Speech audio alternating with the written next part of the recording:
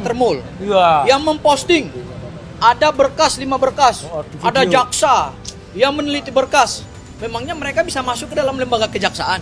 Akhirnya penyidik kalau ngelihat kerugian material itu nggak sampai 1 juta. Ya. Tapi imaterialnya nggak terhingga, makanya diterima LP-nya. Karena penyidik tadi bilang ISBN itu ibarat kita punya KTP, identitas bagi penulis dan pemilik buku. Jadi nggak sembarangan ISBN itu. Penyidik bilang itu ibarat kita punya KTP. Ya. Nah, kok punya orang lain dipakai? Bang Michael Sinaga. Jadi rekan-rekan media sekalian, para YouTuber, hari ini eksklusif ya, bertepatan dengan Hari Kebangkitan Nasional.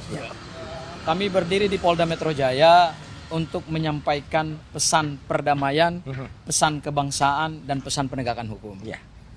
Bahwa hari ini tanggal 20 Mei 2026, ya, berapa tahun yang lalu itu Mas Roy? 100 berapa ya? Tambahin sendiri ya.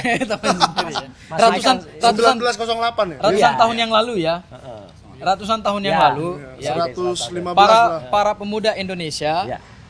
bergabung dalam Budi Utomo untuk menghimpun kekuatan dalam kerangka membangun nation state Ya. yang kemudian pada 17 Agustus 1945 diproklamasikan sebagai Indonesia, yaitu sebagai satu negara yang merdeka.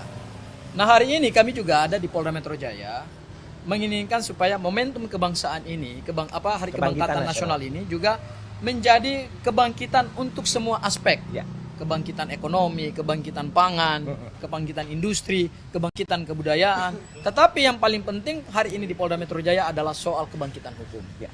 Kita menginginkan supaya hukum di era yang baru ini, di kebangkitan nasional yang tahun 2026 ini, jangan lagi ada hukum yang diskriminatif, jangan lagi ada perlindungan kepada orang-orang yang punya kekuasaan, kepada orang-orang yang dekat dengan kekuasaan, kepada orang-orang yang punya kapital, kepada para oligarki, tetapi hukum sifatnya adalah untuk semua, equality before the law.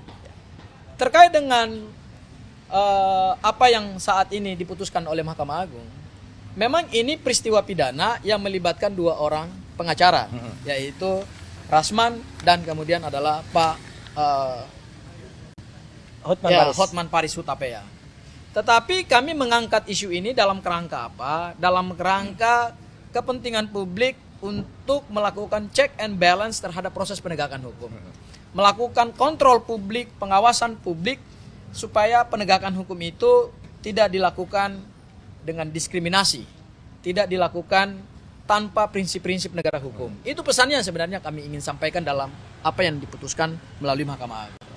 Kita tahu bersama bahwa Mahkamah Agung telah menolak kasasi dari salah satu pendukung Pak Jokowi, ya, pendukung militan lah, pendukung garis keras Pak Jokowi, yaitu Rasman Arif Nasution. Dan keputusannya telah inkrah. Ya.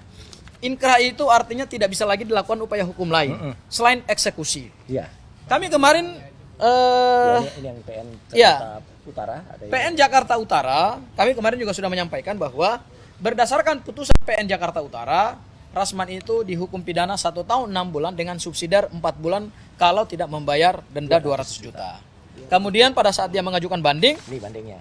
ya, putusan banding memperkuat putusan pengadilan negeri, dan kemudian pada saat dia mengajukan kasasi, kasasinya ditolak. Sehingga yang berlaku adalah putusan pengadilan negeri Jakarta Utara. Itu inkrah.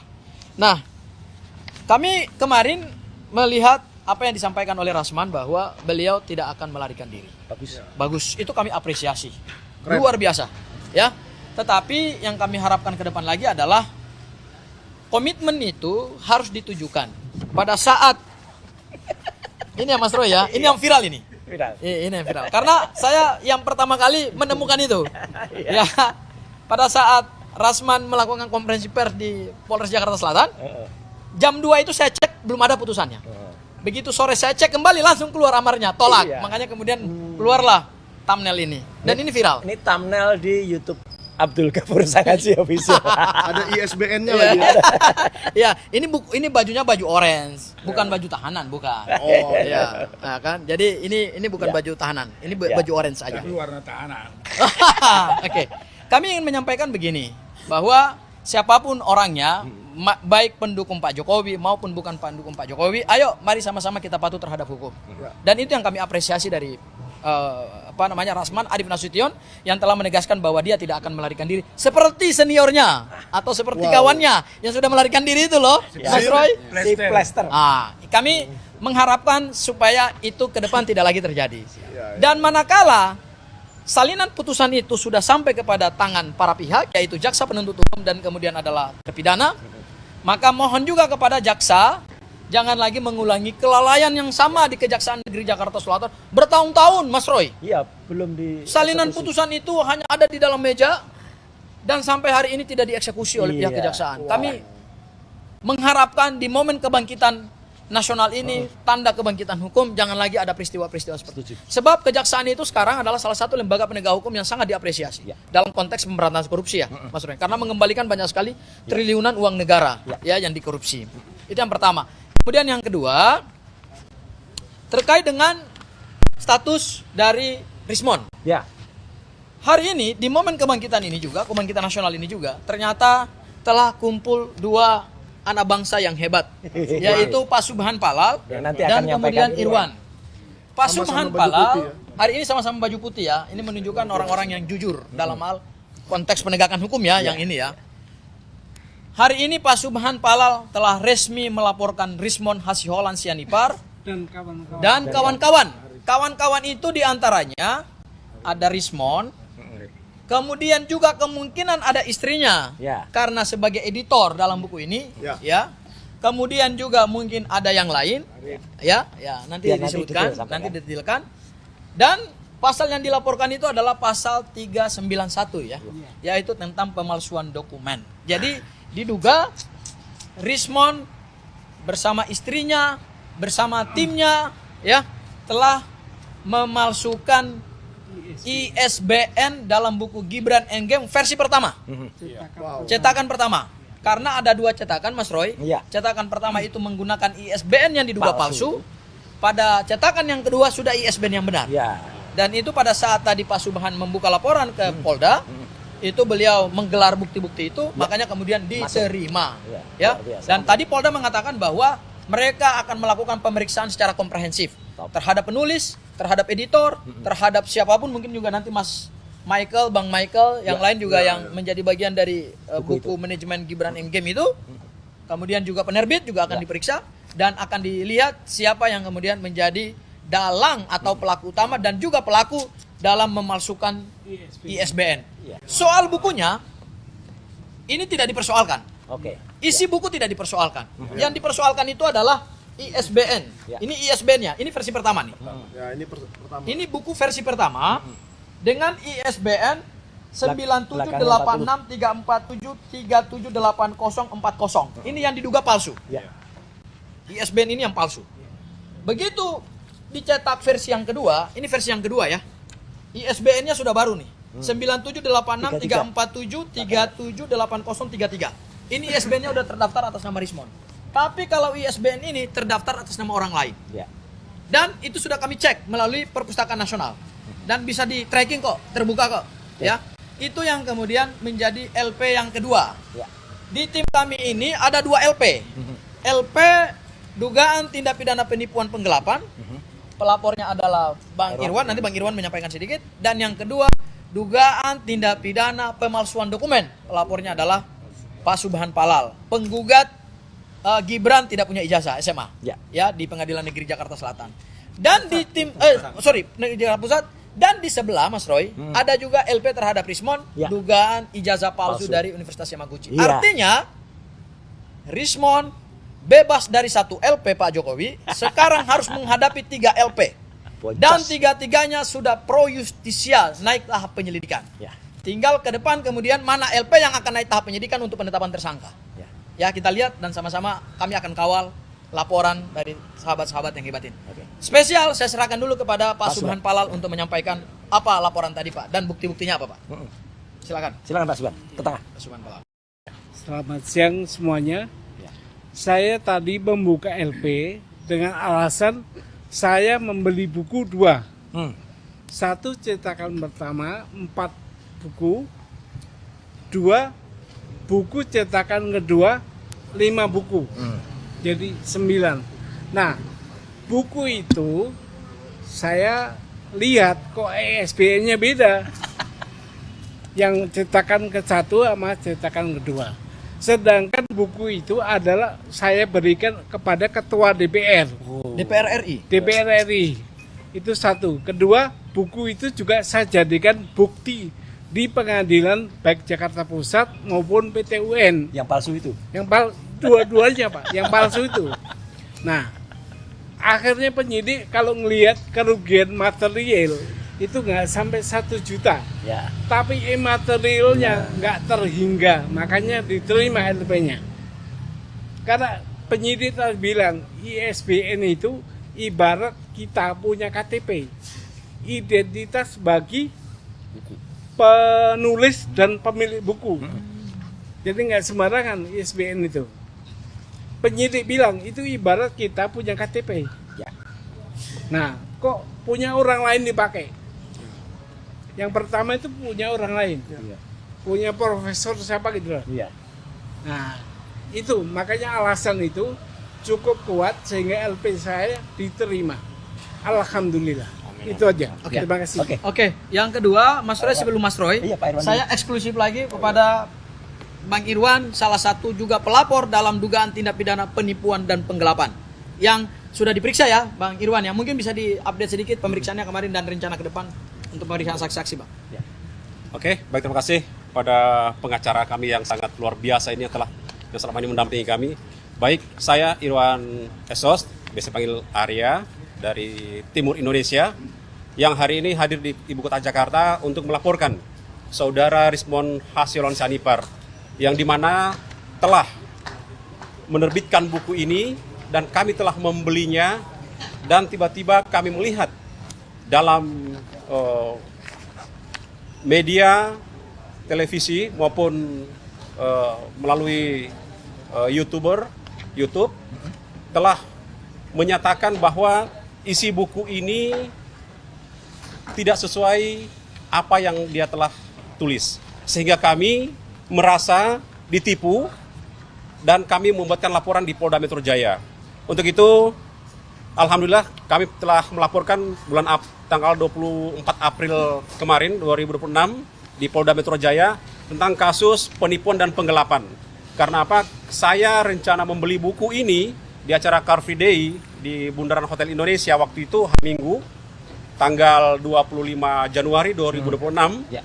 Itu saya akan membeli kurang lebih 200 atau 300 buku. Iya. Itu akan, tapi stok buku yang dibawa pada saat acara itu tidak banyak, hanya kurang lebih 60. Makanya saya borong semua yang 60 itu dan sisanya saya akan bayar nanti. Setelah kami membaca, ternyata alhamdulillah ini sangat membuat kami teredukasi untuk seluruh rakyat Indonesia tentang masalah ijazah wakil presiden kita yang diduga palsu dan tidak ada itu, sehingga kami membelinya sangat banyak untuk membagikan pada masyarakat.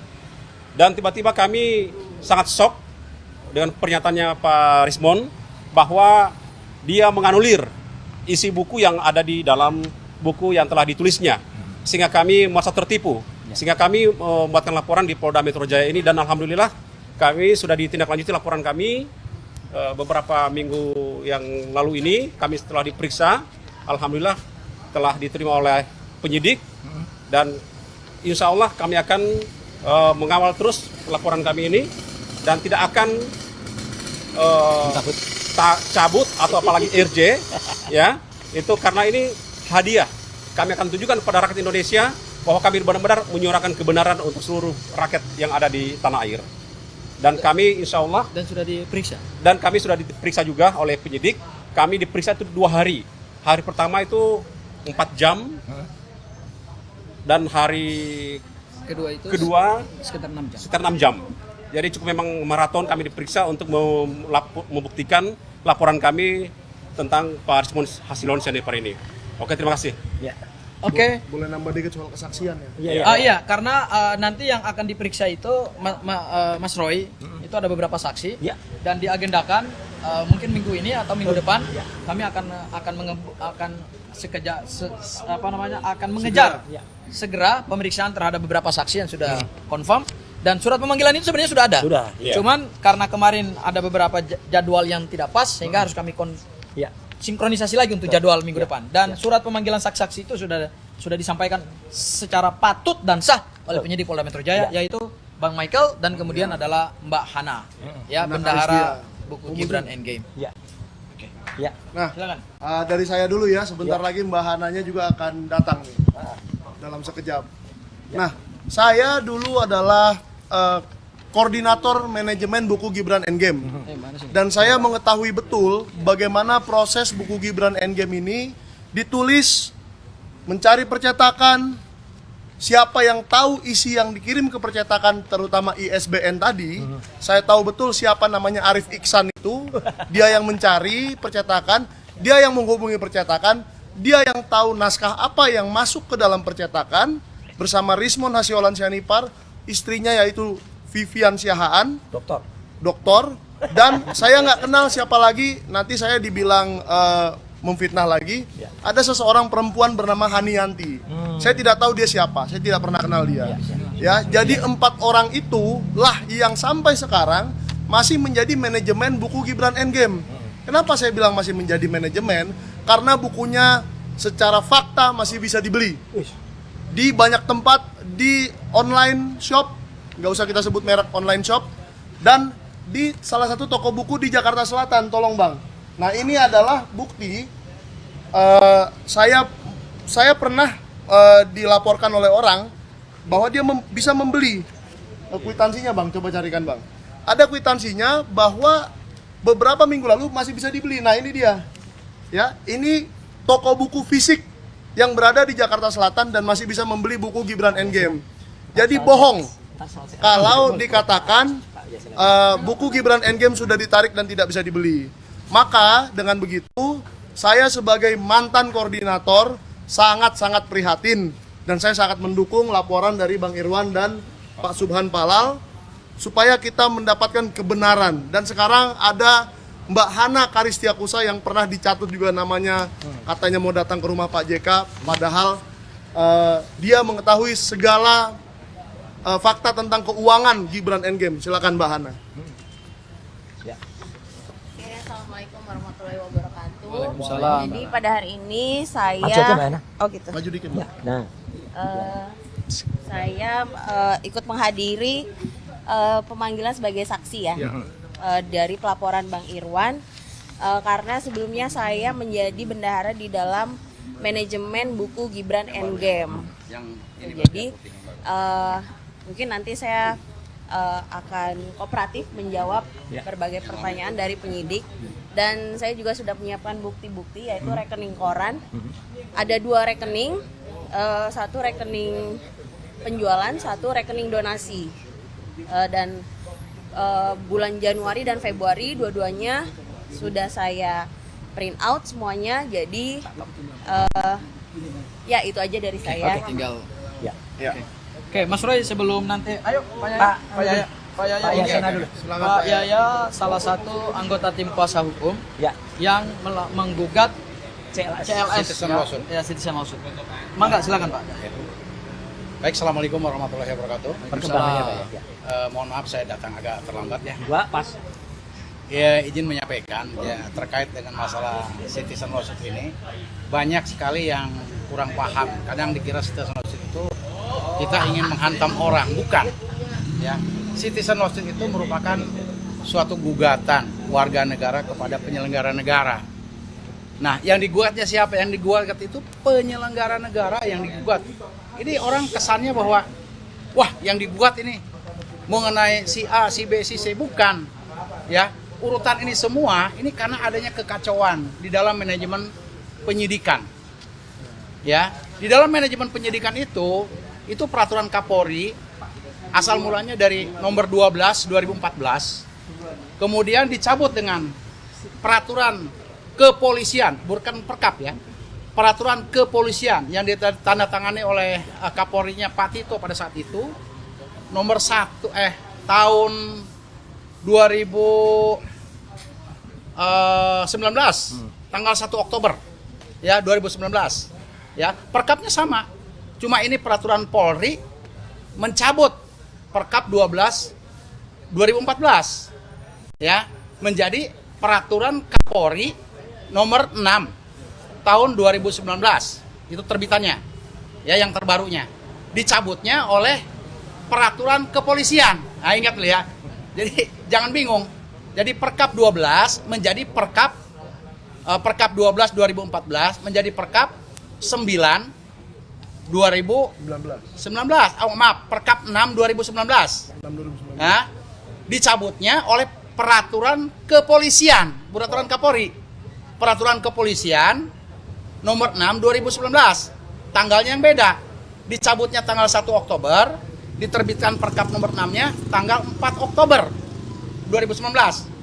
Ya. Nah, di dalamnya Perkap itu yang menyangkut mengenai masalah manajemen penyidikan. Ya. Di dalam manajemen penyidikan ini ada beberapa hal di situ. Ya.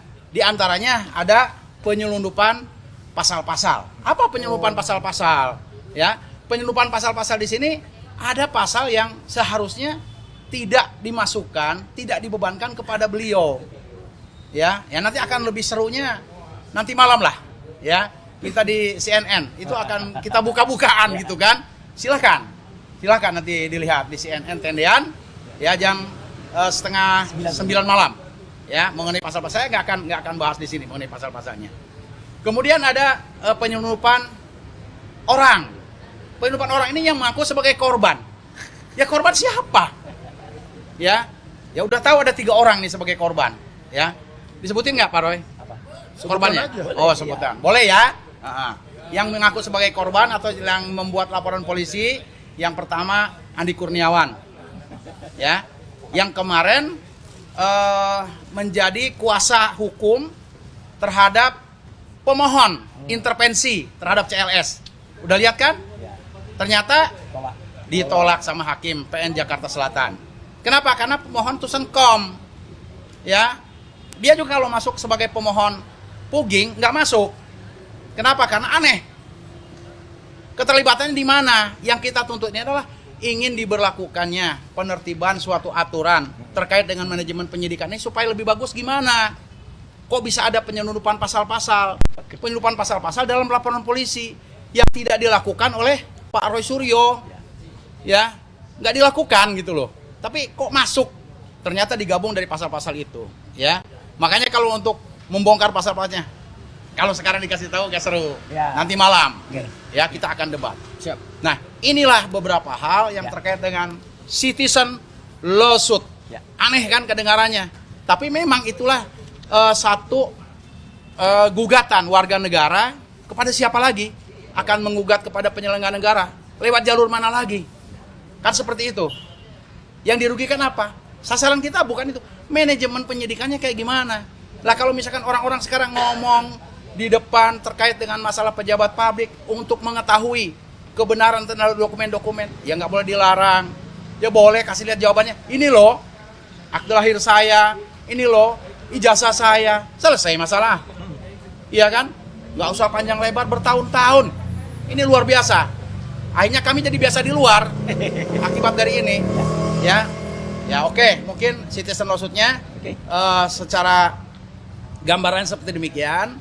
Dan terakhir kemarin ada sidang kita laksanakan di PN Jakarta Selatan. Kami hadir selaku penggugat. Alhamdulillah tergugatnya nggak hadir. Gitu loh ya. Alhamdulillah tergugatnya nggak hadir. Kenapa alhamdulillah? Ya seharusnya hadir, tapi kenapa nggak hadir? Ya daripada kita mangkel, ya alhamdulillah aja, kita bersyukur aja. Berarti kan dia punya alasan. Nah, mungkin ada yang bertanya alasannya, tanya sama dia. Kenapa alasan tidak hadir gitu aja? Ya, kita akan Polda Metro ya. Polda Metro, ya. Tergugatnya Polda Metro. Tapi kalau Polda Metro kan digugat nggak bisa menjawab, kan dia kan instansi. Gedung. Masa gedung digugat menjawab? Maksudnya orangnya. Pejabatnya di situ untuk apa? Kita nggak minta dihukum kok. Kita nggak minta dicopot jabatan. Perbaiki manajemen penyidikan yang ada. peraturan Kapolri nomor 6 tahun 2019 itu sudah sangat lebih bagus daripada peraturan Kapolri nomor 12 tahun 2014. Udah lebih sempurna. Ya, Kapolri pada saat itu Bapak Jenderal Tito Karnavian. Silahkan dibuka nanti kalau nggak percaya. Ya. Nah, lagi-lagi mengenai masalah proses penyidikan. Sebetulnya di dalam undang-undang, dalam KUHP sudah diatur semua. Tapi di dalam peraturan Kapolri juga diatur juga. Ya, ada di situ yang terkait dengan pengawasan terkait penyidikan yang dilakukan oleh Irwasum dan jajarannya. Irwasum dan jajarannya. Di situ ada 4 item. Tapi nggak apa-apa, sekali gambaran aja. Silakan dibuka ya. Di situ ada aturan yang menyangkut mengenai masalah pengawasan terhadap penyidikan. Terhadap perkara yang mudah itu cukup 30 hari. Proses penyidikan selesai. Perkara yang mudah. Perkara yang sedang 60 hari. Yang sulit 90 hari. Yang paling sulit 120 hari. Pertanyaannya, apakah orang, warga masyarakat, warga negara ingin melihat mana sih Bapak selaku pejabat publik, saya ingin lihat ijazah Bapak. Masa harus disidik sampai 100 hari, setahun lebih ya, luar biasa. Setahun lebih kita sidik ini begitu kan, sampai diombang-ambing. Ya semoga ini ada kebenaran dari atas segalanya, jangan sampai kebenaran itu dikalah dengan sesuatu kebatilan. Ya, kita berdoa saja, kebenaran kita tegakkan dan sama-sama, ayo kita dukung penyidikan di kepolisian ini agar berjalan sesuai dengan manajemen penyidikan yang seharusnya dilakukan. Oke? Ya. Demikian dari saya. Terima kasih. Assalamuallahu warahmatullahi wabarakatuh. Waalaikumsalam. Mas Roy sedikit aja. Ya. Saya ingin update sedikit begini. Terkait dengan isu P21. Nah, Ya, jadi yang perlu saya tegaskan adalah P21 itu kewenangan jaksa peneliti dan itu adalah kewenangan lembaga kejaksaan. P21 itu tidak bisa dicek di Polda. Kalau P21 itu dicek di Polda, ya pasti sudah diumumkan oleh Polda. Hari ini diterbitkan oleh Polda, hari itu juga diumumkan. Jadi kita memahami P21 adalah P21 ini adalah produk kejaksaan, bukan produk Polda Metro Jaya. Dan ketika P21 ini sampai hari ini belum keluar, jangan kita melampaui kewenangan jaksa. Apalagi, Mas Roy, mohon maaf, ada termul yang memposting, ada berkas 5 berkas, ada jaksa yang meneliti berkas. Memangnya mereka bisa masuk ke dalam lembaga kejaksaan? Masuk ke lembaga kejaksaan saja, itu pakai sistem. Hanya orang-orang yang punya kepentingan yang bisa masuk ke kejaksaan. Katanya ada termul-termul yang masuk, kemudian memfoto, dan kemudian diposting. Janganlah. Ayo, kita didik masyarakat untuk taat dan sadar hukum. Ya. Yang berikutnya kedua, untuk P21 kemungkinannya akan banyak. Bukan berarti ini akan segera menanti dari Polda. Ini akan segera P21. Enggak. Bisa jadi ada beberapa kemungkinan. Pertama, P21-nya memang nggak jadi. Karena alat bukti yang diserahkan kepada jaksa sampai hari ini kami menduga loh, persepsi loh, belum menimbulkan keyakinan kepada jaksa. Karena gini, berdasarkan KUHP, hanya batas waktu 7 hari bagi jaksa peneliti ketika menerima berkas itu secara administratif dan sah dan patut, 7 hari beliau harus menyatakan pendapat. Ini udah lebih. Jangan-jangan memang tidak lengkap berkasnya gitu, sehingga perlu dikembalikan ke kejaksaan. Tapi kami tidak mendahului kejaksaan. Jangan seperti yang pihak termul yang mengatakan ini P21, ini akan segera P21. Memang Anda jaksa. Anda kan koordinasinya sama penyidik. Hei, ini bukan kewenangan penyidik, ini kewenangan Kejaksaan Republik Indonesia. Itu saja dari saya, Mas Roy. Baik. Terakhir untuk tokoh yang sangat kita nantikan ini. Sama-sama. Fenomenal. Terima kasih. Assalamualaikum warahmatullahi wabarakatuh. Waalaikumsalam. Ya, pertama-tama saya haturkan terima kasih secara pribadi dan juga secara bersama-sama kepada teman-teman dari lawyer. Dan hari ini adalah satu untuk semua, semua untuk satu ya. Jadi di sini saya mewakili juga sahabat-sahabat atau pejuang yang belum bisa hadir secara langsung, tapi mungkin nanti baru akan siang hadir untuk WL ya. Ada Bu Kurnia Triryani, ada Dr. Tifa, ada juga Pak Rizal Fadilah, dan juga ada Pak Rustam. Jadi kita bersama-sama ya itu. Demikian juga dengan tim hukum yang ada. Ya, ini tim hukumnya sama, gabungan juga ini semuanya. Jadi kalau ada termo mengatakan pecah apa ya gitu. Kalau dalam bahasa Jawa pecah dasi gitu ya itu. Jadi nggak ada itu ya. Kita tetap kompak, kita bersama. Dan kenapa kompak? Karena itu juga sesuai dengan tadi disampaikan oleh Mas Gafur Sangaji ya, bahwa hari ini kita memperingati 118 tahun ya kebangkitan nasional.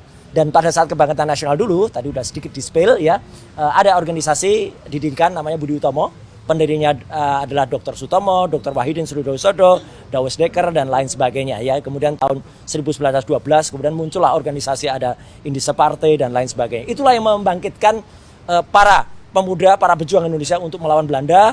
Setelah itu 20 tahun kemudian, tahun 28 kita Sumpah Pemuda, dan setelah itu dari tahun 08, 37 tahun kemudian kita memproklamirkan kemerdekaan Indonesia. Nah, jadi hari ini kita juga memproklamirkan insya Allah kemerdekaan hukum Indonesia kembali, ya, gitu. Karena sudah mulai tanda-tandanya mulai muncul, ya, tanda-tandanya, gitu. Ya, kenapa? Karena inilah pertolongan dari Tuhan Yang Maha Kuasa, Allah Subhanahu Wa Taala, ya. Yang pertama adalah tadi, ya, yang kuatannya Tromul mengatakan P21. Gimana P21? Dominus litisnya, ya, artinya yang paling dominan menentukan itu adalah pengendalinya adalah pihak kejaksaan, ya. Polda Metro Jaya saja, ya, itu kemarin menyatakan Pak Budi, ya, Kombes Budi, namanya Budi tapi tulisannya Budi, ya, itu mengatakan kita doakan.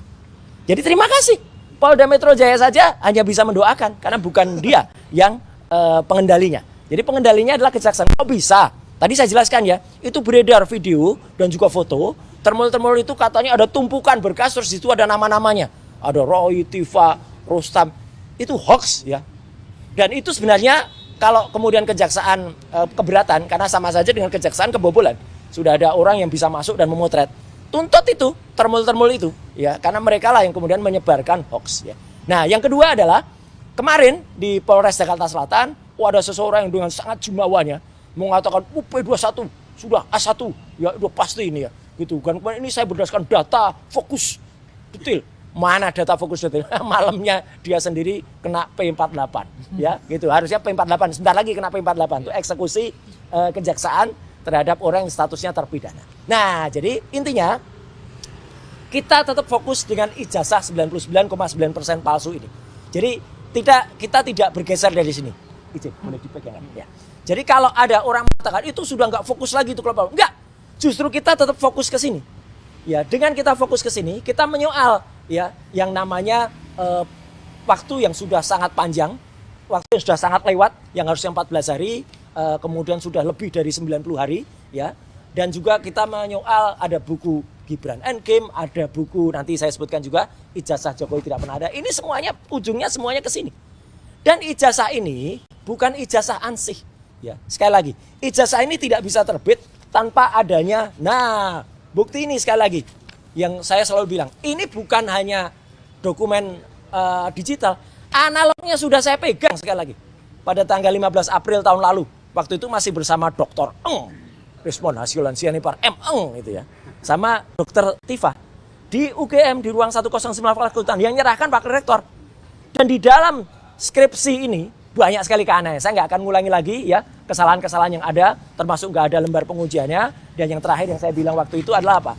Bahkan putrinya sendiri, putrinya Prof. Ahmad Sumitro ini menyatakan tanda tangannya tidak sama dengan tanda tangan ayahnya. Namanya juga beda. Ya, tanda tangannya beda, namanya beda. Harusnya Prof. Ahmad Sumitro pakai U, waktu itu dipakai U. Ini bukan hal yang sederhana. Kalau kemudian mengatakan biasa itu OE Su, nggak bisa. Saya pun kalau ditulis Roy Soeria ya saya nggak mau tanda tangan. Ya, nggak boleh kayak gitu ya. Jangan mensimplify masalah yang itu prinsip.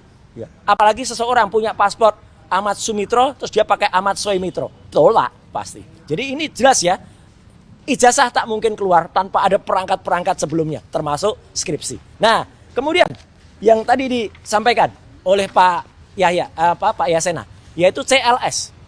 Jadi citizen lawsuit itu adalah salah satu cara bagi kami untuk gugat ya bagaimana prosedur yang ada di Polda Metro Jaya.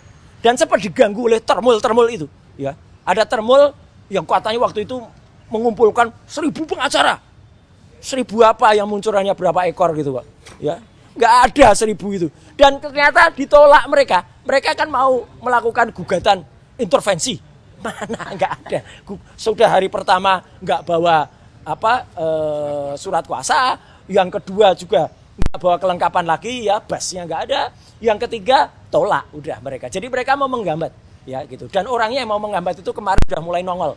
Kabarnya dia di-ban oleh KPI, ya gitu. Komisi Penyiaran Indonesia. Karena konon itu gara-gara dia bawa borgol di TV. Emang nggak boleh orang kok bawa borgol.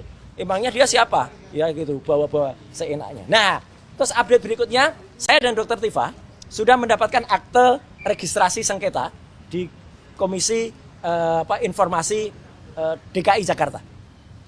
Ini yang kita gugat sama Polda Metro Jaya lagi. Ya, karena apa? Kita ingin minta daftar dari 709 barang bukti. Daftarnya saja. Ya, gitu. Nggak perlu isinya, karena dikatakan, oh itu kan barang bukti. Oke, daftarnya mana? Yang namanya gelar perkara itu perkaranya digelar, barang-barangnya digelar semua. Ini nggak pernah ada yang namanya gelar perkara itu. Gelar perkara itu goib, ya. Gitu, nggak pernah ada barang-barang yang ada. Hanya dikatakan aja. Kalaupun itu ditampilkan, hanya dalam bentuk digital waktu itu di Mabes Polri. Jadi ini kita minta secara fisik daftarnya seperti apa. Dan ini sudah jalan. Jadi banyak ya, satu ada CLS tadi, kemudian ada gugatan ini. Nah, berikutnya tadi yang disampaikan oleh Mas Gafur. Kita mengapresiasi langkah dari Kejaksaan Agung yang sudah menolak kasasi dari Mahkamah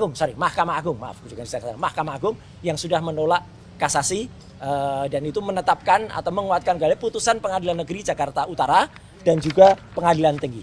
Dan sekaligus saya jawab, orang ini saya nggak usah sebutkan namanya deh, ya, dia sering banget tampil ngomongnya nggak jelas tuh, yang mengatakan saya itu kemana-mana selalu bawa fotokopi. Ya gitu. Mending bawa fotokopi karena kami punya data. Daripada dia nggak punya data sama sekali, bisanya cuma ngomong boleh dong gitu. Ya gitu. Nggak bisa omong-omong aja orang ini. Dan dia ternyata terlibat juga. Nih ternyata dia juga lawyernya dari Rasman dan sama Hotman ditulis juga. Nih saya bacakan saja. Ya, ada 4 nama yang kami laporkan, yaitu Rasman Nasution dan Firdaus Wibowo. Dan yang juga mengucapkan kata-kata yang menimbulkan kehebohan, yaitu istrinya Rasman, Ade Suryani, dan juga kuasa hukum yang cewek, yang emak-emak itu siapa? Ya itu Elidaneti, Ucap Hotman pasca pemeriksaan. Jadi ini pun sebenarnya juga terlibat dalam kasus Rasman Arif Nasution ini. Ya, jadi ya gambarnya caleg. Memang dia pernah caleg tapi gagal, ya gitu. Jadi udah kalau caleg berhasil udah di DPR situ dia. Ya, karena gagal ya udahlah dia muter-muter aja di sini. Nah, jadi ini tadi ya yang disampaikan semua berdasarkan data ilmiah. Kami dapat laporan semua dari sistem informasi penelusuran perkara di Polres PN Jakarta Utara, kemudian Pengadilan Tinggi dan juga Mahkamah Agung, ya. Semuanya loud and clear. Dan yang terakhir yang ingin saya sampaikan kepada teman-teman semua, ya. Jadi ini belum terakhir. Ini lucu-lucuan aja tambah. Jadi kelakuan dari Rasman itu termasuk salah satu di TV swasta waktu itu di acara live, ya. Jadi dia pernah mengatakan, ini salah satu contoh ya, kebohongannya dia. Saya punya bukti, wah dia nyebut satu tumpuan. Ini bukti Roy Suryo dan kawan-kawannya. Nah pada saat dia ngomong, saya nyelinap ke belakangnya. Saya ini buktinya apa? Ternyata tuh surat-surat pengantar yang gak ada hubungannya. Banyak pas seluruh studio ketawa. Ya, waduh dia marah. Ini pelanggaran ada undang-undang apa yo? Saya bilang gitu. Perlindungan data pribadi, saya bilang perlindungan data pribadi nomor 27 tahun 2022 nggak ngatur soal ngintip data itu.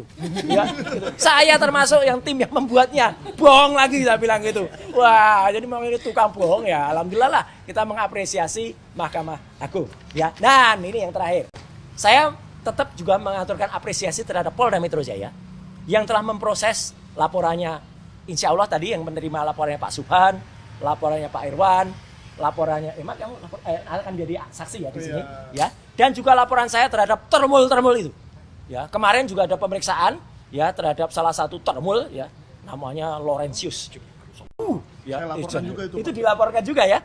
Dan dia kelihatan banget wajahnya itu. Biasanya dia wah gitu ya. Kemarin diem itu. Sama kayak si Thoyib Fanani alias Agri Fanani. Ya, dia juga diem waktu dilaporkan. Nah, ini alhamdulillah sudah jalan. Jadi terima kasih Polda Metro Jaya. Ya, Thoyib dikasih 60 pertanyaan, kemarin Irjen dikasih 45 pertanyaan. Ya, nanti akan ada lagi tuh orang-orang yang nanti dipanggil, termasuk yang naik meja tadi ya, Ulwubu, ya kemudian ada Danang, ada juga si kempong-kempong itu ya, itu terus ada juga yang ngaku-ngaku dari salah satu kota ya, Blacker itu, terus ada juga butar-butar itu. Ya, jadi semua akan diproses. Semua harus sama di mata hukum, apalagi ini adalah Hari Kebangkitan Nasional. At last but not least, nah ini tokoh konyol yang juga saya sampaikan, orang semacam ini nggak boleh ya. Jadi apa? Ini yang ditunjukkan. Jadi dia dalam statusnya nih, statusnya sih belum kayak Rasman. Kalau Rasman udah naik statusnya, dia belum. Tapi ya mungkin akan ada kasus buat dia ya. Saya sudah laporkan, Pak. Sudah ya. Dan nanti ada kasus yang dia sering lari sendiri, balik lagi, lari sendiri, balik lagi, itu ada nanti. Ya itu ada kasusnya nanti. Saya belum akan cerita. Dia kemudian selain mengaku sebagai apokat, bukan advokat ya, apokat. Dan itu melanggar juga di undang-undang ngaku. Ternyata pernah ketika dialog saya di salah satu TV, ya ketika penyiarnya juga mengatakan waktu itu, ya, oh, Bapak nggak boleh gini. Ternyata dalam break dia nunjukkan kartu ini. Terus penyiarnya, oh maaf Pak, itu namanya penggunaan kartu yang tidak benar, apalagi palsu. Ya, kalau ini diaku-aku seolah-olah kan itu kartu advokat. Ini hanya kartu member organisasi. Organisasi namanya Pradi Bersatu. Ini tidak boleh mengaku selaku advokat. Karena dia pendidikannya bukan advokat, dia D3. Bebus. D3 sastra Jepang ya, dan kemudian Bebus dan juga apa MBA. itu di Manila ya. Bukan advokat, tapi dia sok ahli apapun. Ya, jadi itulah yang kemudian terjadi. Advokatnya apokat busuk ini ya. Jadi orang-orang busuk ini ya, itu kemudian harus kita lawan, dan ini ada titipan dari Michael ya selaku penerbit. Iya. Nah, Ini buku langsung ilmiah. ini aja. Nah, iya. Oh, langsung bukunya. Langsung bukunya ya. Karena buku ini sudah sempat kita bawa juga ke Universitas Indonesia. Salut untuk UI dan belum salut untuk kampus yang belum menerima, nggak usah saya sebut kampusnya mana ya. Gitu. Insya Allah nanti kita akan roadshow ke kampus-kampus untuk membawa buku karya dari Pak Dr. Punatua. Judulnya jelas banget ya. Ini biar tipis mereka aku pegangnya. Ya, ijazah Jokowi tidak ada. Dan ini ditulis berdasarkan 248 aturan-aturan yang semuanya ada di situ. Jadi, sekali lagi mohon titip teman-teman semua. Jadi hari ini kita tegakkan juga kebangkitan nasional untuk kita, kebangkitan hukum, dan kita bagaikan peribahasa. Ya, peribahasanya apa? Ya, meskipun ada yang menggonggong, ya, apa itu yang menggonggong? Kafilah berlalu. Ya, kafilah tetap berlalu. Pejuang kebangkitan tetap berlalu meskipun Asu menggonggong. kabeh. Asu kabeh. Asu kabeh. Ini orang-orang yang mengganggu ini, mengganggu kita, ya. Kita tetap teriakan ya, semangat untuk kebangkitan Asu nasional. kabeh. Sekian, terima kasih. Wassalamualaikum